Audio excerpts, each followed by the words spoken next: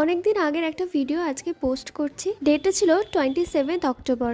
এই দিন আমার একটা অর্ডার আসে এবং বলা হয় বিকেলের মধ্যে আমাকে একটা বেন্টো কেক করে দিতে হবে। আমিও হ্যাঁ বলে দিয়েছিলাম এবং সমস্ত ডিটেলস শুনে কেকটা বানাতে শুরু করি। হাই, আমি শ্রেয়া, নিয়ে চলে এসেছি তোমাদের সাথে একটা নতুন কেকের ভিডিও নিয়ে। বেন্টো কেকের অর্ডার ছিল, তাও আবার রসমালাই ফ্লেভার। আমার স্পেশালি দুটো ফ্লেভার ভীষণ পছন্দ, চকলেট আর রসমালাই। তোমাদের কাদের কি কি ফ্লেভার পছন্দ কেক বিষয়ে সেটা আমাকে কমেন্টে জানিও।